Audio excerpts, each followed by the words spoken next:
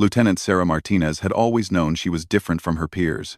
Growing up in a small Texas town where football was king and girls were expected to cheer from the sidelines, she spent her evenings practicing combat drills in her backyard while her classmates painted their nails. Her father, a retired Marine, had taught her that respect wasn't given, it was earned through blood, sweat, and unwavering determination. When she enlisted in the Navy at 18, Sarah's drill instructors quickly noticed her exceptional physical capabilities and mental toughness. She excelled in every training exercise, from underwater demolitions to advanced marksmanship. Her scores were consistently in the top 5% of her class, and her leadership qualities shone through during the most challenging scenarios. However, being one of the few women in elite military training meant she faced constant scrutiny and skepticism from both peers and superiors. After completing her basic training with distinction, Sarah was selected for Advanced Special Operations Training. The program was grueling, designed to break even the strongest candidates. For 6 months, she endured sleep deprivation, extreme physical challenges, and psychological pressure that would have destroyed most people. She learned advanced reconnaissance techniques, explosive ordnance disposal, and close-quarters combat. Her instructors pushed her harder than the male candidates, knowing that any weakness would be magnified tenfold in real combat situations. The morning that would change everything began like any other training day at the Naval Special Warfare Facility in Coronado, California. Sarah's squad of 12 elite operators had been selected for a joint training exercise with a team of Navy SEALs who had recently returned from overseas deployment. The exercise was designed to test interoperability between different special operations units, simulating a high-stakes rescue mission in hostile territory. As Sarah checked her gear in the pre-dawn darkness, she could feel the familiar weight of skeptical stares from the SEAL team members. She had encountered this countless times before: the subtle head shakes, the whispered comments about whether women belonged in combat roles, the assumption that she was there to fill a quota rather than contribute meaningfully to the mission. Master Chief Petty Officer Jake Thompson, the SEAL team leader, had a reputation for being particularly traditional in his views about unit composition. The briefing room was thick with tension as both teams gathered around the tactical display. The scenario involved infiltrating a compound, neutralizing hostile forces, and extracting a high-value target within a strict time window.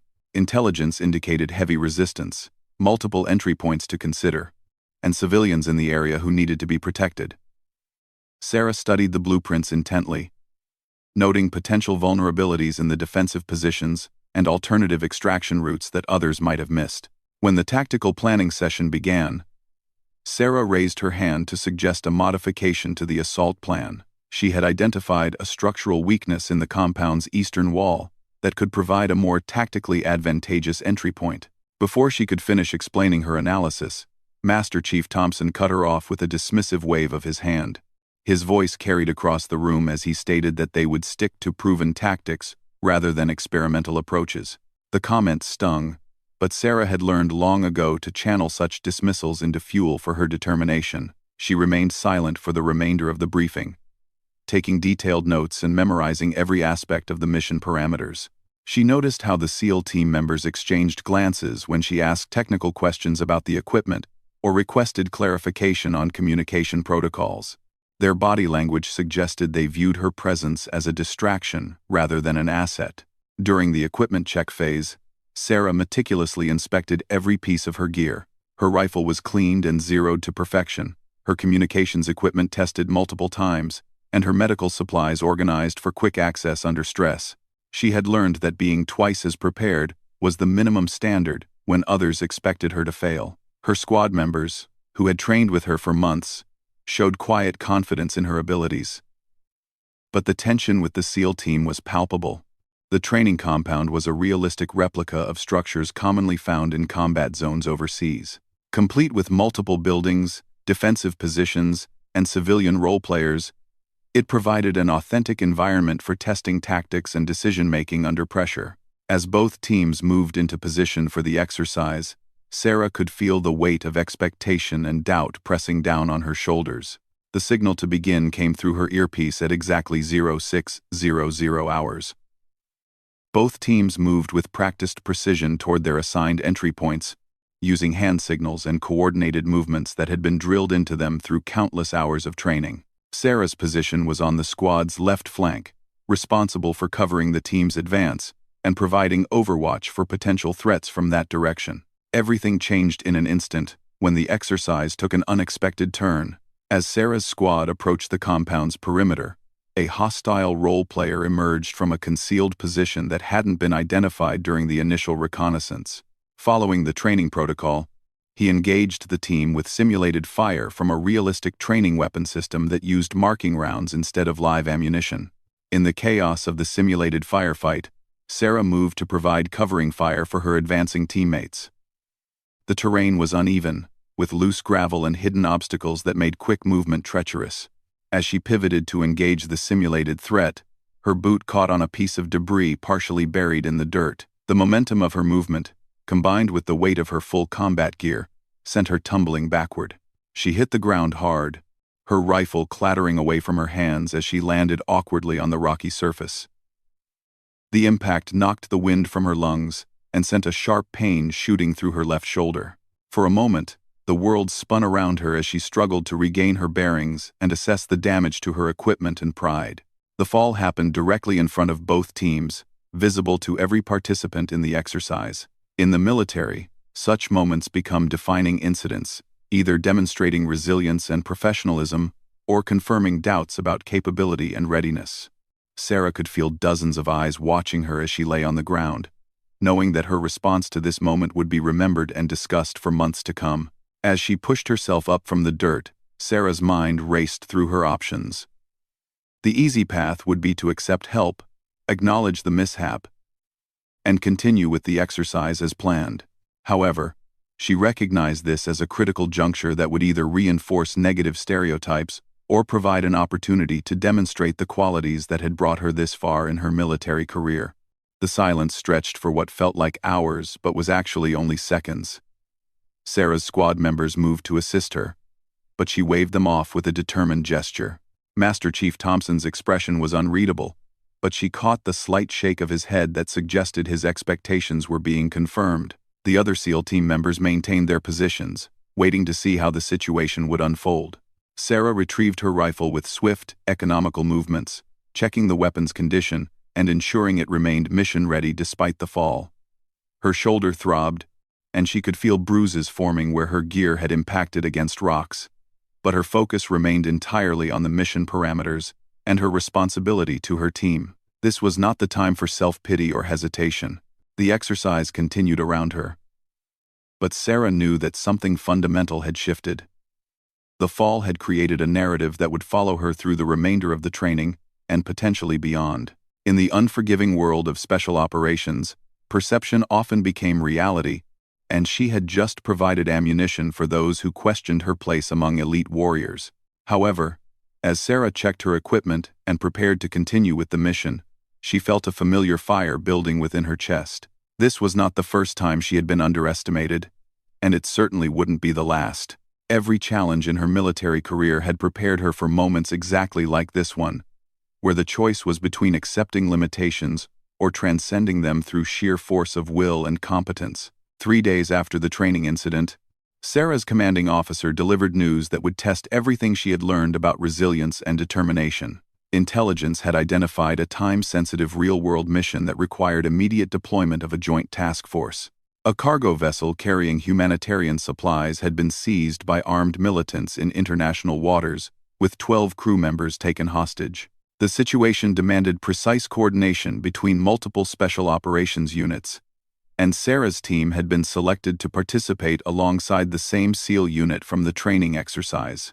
The mission briefing took place in a secure facility where classified satellite imagery revealed the full scope of the challenge ahead. The captured vessel was anchored in a remote area where traditional rescue approaches would be extremely difficult. The militants had positioned sentries at strategic points around the ship and had demonstrated their willingness to use violence against the hostages.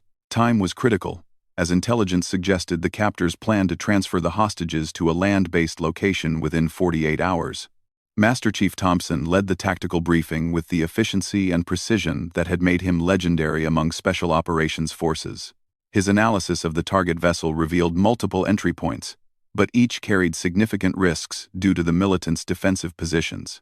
The rescue operation would require split-second timing, flawless communication, and the ability to adapt quickly to changing circumstances once the assault began. Sarah listened intently as the mission parameters were outlined, studying the intelligence reports and technical specifications of the target vessel. Her engineering background allowed her to identify structural details that others might overlook: ventilation systems, electrical routing, and maintenance access points that could provide tactical advantages during the operation. She kept these observations to herself initially, remembering the dismissive response her suggestions had received during the training exercise. The operational plan called for a nighttime approach, using small boats to reach the vessel undetected. 2 teams would board simultaneously from opposite sides of the ship, with one team responsible for securing the hostages while the other neutralized the militants. Sarah's squad would take the more dangerous assignment of assaulting the main deck, where most of the captors were believed to be positioned, while the SEAL team would infiltrate the lower decks to locate and secure the crew members. As the teams prepared their equipment, Sarah noticed that several key pieces of specialized gear were in limited supply. The night vision systems that would be crucial for the operation were fewer in number than the personnel assigned to the mission. Without being asked, she quietly redistributed her own equipment to ensure that the most experienced operators had access to the best tools available. Her actions went unnoticed by most of the team, but Petty Officer First Class Rodriguez, one of the younger SEALs, observed her selfless decision and filed it away for later consideration. The insertion platform was a fast attack craft that would deliver both teams to within striking distance of the target vessel. During the 3-hour journey, Sarah used the time to review every aspect of the mission plan, memorizing deck layouts, communication frequencies, and emergency procedures. She also took the opportunity to check on her teammates, ensuring that everyone remained focused and mentally prepared for the challenges ahead. When the target vessel appeared on the horizon, Sarah felt the familiar combination of excitement and controlled fear that preceded every dangerous operation. The ship appeared larger than the intelligence photos had suggested, with more complex superstructure that could provide additional cover for the militants. Through her night vision scope, she could see armed figures moving on the deck, confirming that the captors remained alert and ready for potential rescue attempts. The final approach required absolute silence, as both teams transferred from the attack craft to small inflatable boats that would carry them to the target. Sarah's boat carried 6 operators, each loaded with enough ammunition and equipment to sustain prolonged combat operations. The sound of the ocean against the hull was the only noise as they covered the final distance to the cargo vessel. Everything went according to plan until the moment Sarah's team attempted to board the ship. As the first operator climbed the vessel's side using a specialized ladder, a militant sentry spotted the movement and raised an alarm. The element of surprise was lost instantly, and what should have been a quiet infiltration became a dynamic assault under enemy fire. Sarah found herself in the middle of a chaotic firefight as her team fought to establish a foothold on the main deck. The militants had prepared defensive positions that provided them with significant advantages, and they demonstrated training and equipment that exceeded initial intelligence estimates. Within minutes, 2 members of Sarah's squad were wounded by enemy fire, leaving the team short-handed for the most critical phase of the operation. It was during this moment of crisis that Sarah's true capabilities became evident to everyone involved in the operation. As her squad leader worked to coordinate medical evacuation for the wounded operators, Sarah took initiative to analyze the tactical situation and identify opportunities for breakthrough. She noticed that the militants' defensive positions had a blind spot near the ship's superstructure that could be exploited if approached from an unexpected direction. Without waiting for orders, Sarah communicated her observations to both teams through the secure radio network. Her plan involved using the ship's own crane system to access an elevated position that would provide overwatch of the entire deck area. The approach would be extremely dangerous, requiring her to move through contested areas while carrying additional equipment, but it offered the best chance of breaking the tactical stalemate. Master Chief Thompson's initial response was predictably negative. He ordered Sarah to maintain her current position and wait for reinforcements that were already en route. However, as the situation on deck deteriorated further, and it became clear that the militants were preparing to execute hostages, He made a command decision that surprised everyone monitoring the radio frequencies. Thompson authorized Sarah to attempt her proposed maneuver, but with strict conditions. She would have exactly 15 minutes to reach the overwatch position and provide effective fire support. If she failed to achieve the objective within that time frame, the operation would shift to a more conventional assault that would likely result in higher casualties among both the rescue teams and the hostages. Sarah's movement through the contested areas of the ship required every skill she had developed during years of training.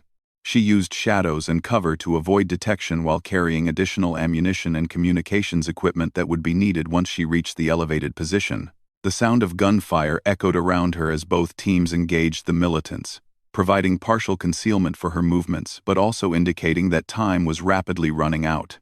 The climb to the crane platform tested her physical conditioning to its limits. While wearing full combat gear and carrying extra equipment, Sarah had to scale a 30-foot vertical ladder while under potential enemy observation. Her injured shoulder from the training incident protested with every movement, but she forced herself to maintain pace and control despite the pain. Once she reached the overwatch position, Sarah had a commanding view of the entire operation. She could see the positions of both her teammates and the militants, allowing her to coordinate fire support with unprecedented precision. Through her scope, she identified the militants' command position and the location where the hostages were being held, information that was immediately relayed to both assault teams. The effectiveness of Sarah's overwatch position became apparent within minutes. Her precise marksmanship eliminated 3 militants who had been preventing the SEAL team from advancing toward the hostages, while her continuous situation reports allowed both teams to coordinate their movements with deadly efficiency. The tactical advantage provided by her elevated position proved to be the decisive factor in the operation's success. When the last militant was neutralized and all hostages were confirmed safe, Sarah remained in her overwatch position to provide security while the teams organized for extraction. It was only after receiving the all-clear signal that she began her descent from the crane platform. Her mission complete and every objective achieved. The return journey to base was conducted in professional silence, with both teams focused on mission debriefing and medical care for the wounded operators. However, Sarah noticed subtle changes in how the SEAL team members interacted with her. The dismissive glances had been replaced by respectful nods, and several operators made a point of thanking her for the fire support that had enabled their successful advancement. Master Chief Thompson's after-action report would later describe Sarah's performance as exceptional under combat conditions and recommend her for advanced training opportunities. However, the most meaningful recognition came from the quiet conversations with team members who had witnessed her transformation from someone who stumbled during training to a warrior who delivered decisive results when lives were on the line. The morning after the successful rescue operation, Sarah found herself in an unexpected situation that would define the remainder of her military career. Master Chief Thompson appeared at her quarters before dawn, carrying 2 cups of coffee and wearing an expression that was difficult to read. For a man known throughout the special operations community for his rigid adherence to protocol and traditional methods, his presence outside her door represented something unprecedented. Thompson's conversation with Sarah lasted nearly 2 hours, during which he shared insights about leadership, combat effectiveness, and the qualities that separated good operators from exceptional ones. He admitted that his initial skepticism about her capabilities had been based on preconceived notions, rather than objective assessment. The previous night's operation had demonstrated that competence and courage were not determined by gender or background, but by actions under pressure and commitment to mission success. More significantly, Thompson extended an invitation that had never been offered to someone of Sarah's rank and experience level. The SEAL team was scheduled to deploy on a classified mission within 6 weeks, and they needed an additional operator with specialized skills in reconnaissance and marksmanship. Sarah's performance during the ship rescue had proven that she possessed exactly the capabilities they required, and Thompson was requesting permission from higher command to have her temporarily assigned to his unit. The news of Sarah's potential assignment to a SEAL team spread quickly through the special operations community, generating reactions that ranged from enthusiasm to skepticism. Some officers questioned whether the precedent was appropriate, while others pointed to the undeniable results she had achieved during the rescue operation. The debate reflected broader discussions within the military about expanding opportunities for women in combat roles and the importance of maintaining operational effectiveness above all other considerations. While awaiting approval for the assignment, Sarah continued her regular training regimen with increased intensity. She knew that every aspect of her performance would be scrutinized by those looking for reasons to validate their doubts about women in special operations. Her physical conditioning, marksmanship scores, and tactical knowledge needed to be absolutely flawless to withstand the inevitable challenges that would come with breaking new ground.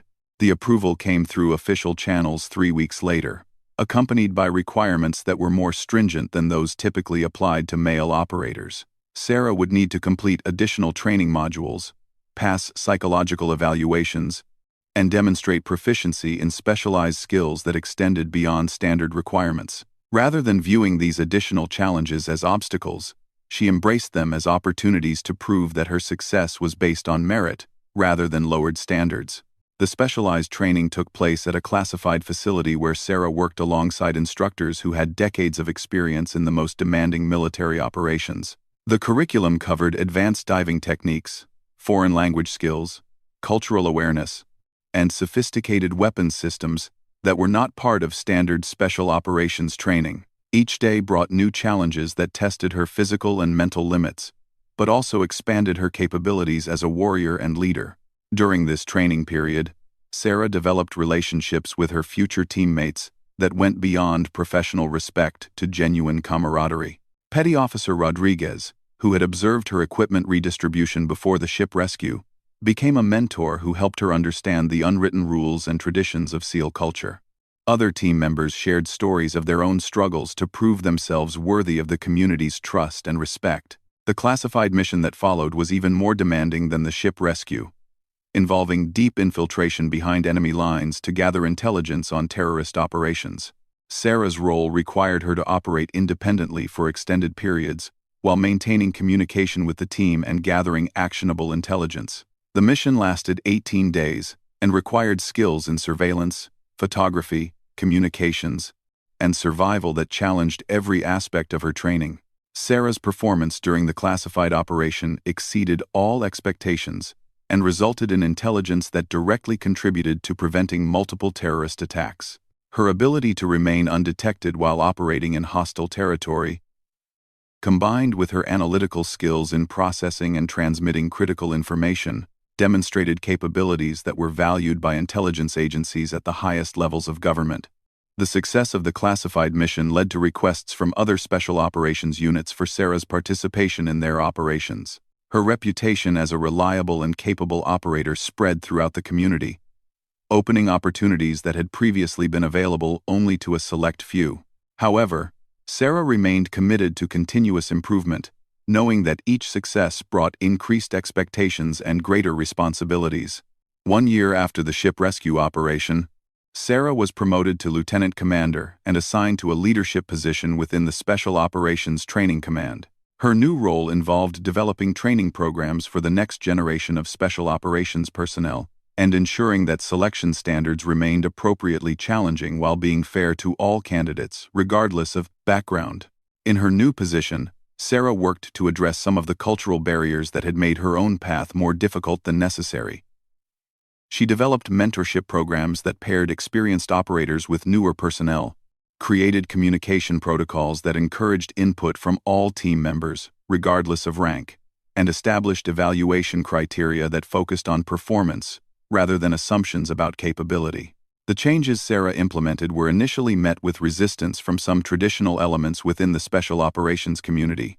However, the measurable improvements in unit performance and mission success rates gradually convinced skeptics that merit-based selection and inclusive leadership approaches actually strengthened rather than weakened operational effectiveness. Sarah's influence extended beyond her immediate command as other military leaders sought her input on policies related to personnel selection, training standards, and combat assignments.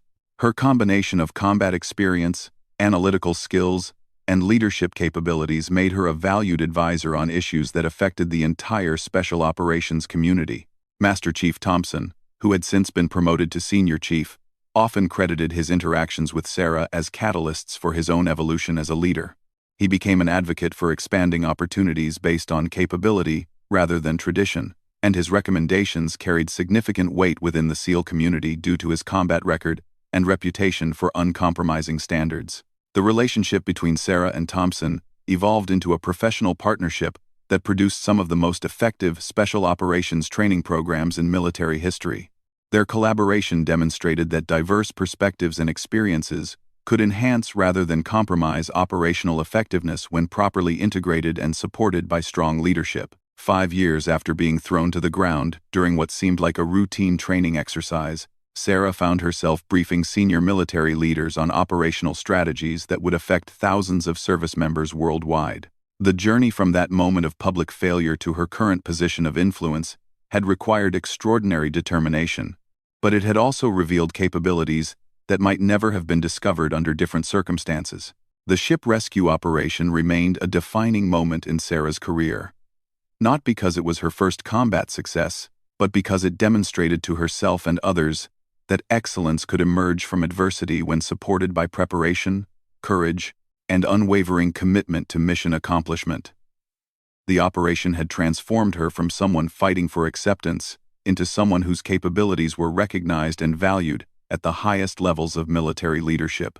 As Sarah reflected on her career progression, she realized that the fall during training had been a necessary prelude to everything that followed. The moment of vulnerability had tested her resilience and determination in ways that routine success never could have achieved. It had also revealed the character of those around her, separating individuals who made judgments based on single incidents from those who recognized potential and growth over time. The legacy of Sarah's service extended far beyond her individual achievements to encompass the broader transformation of special operations culture. Her success had opened pathways for other women, while demonstrating that excellence remained the ultimate standard for all personnel. The units she led consistently outperformed their peers, proving that inclusive leadership approaches could enhance rather than compromise operational effectiveness. Today, Sarah's story is taught in military leadership courses as an example of how individual determination, combined with organizational adaptability, can produce outcomes that benefit everyone involved. The incident that began with her being thrown to the ground in front of skeptical Navy SEALs had evolved into a narrative of transformation that continues to influence special operations, training, and culture throughout the military. The ship rescue operation, which lasted only a few hours, had demonstrated principles that would guide Sarah's entire career. Preparation creates opportunity, competence earns respect, and true leadership emerges when individuals choose excellence over excuses, regardless of the circumstances they face. These lessons continue to inspire new generations of special operations personnel who understand that their actions today will determine tomorrow's possibilities.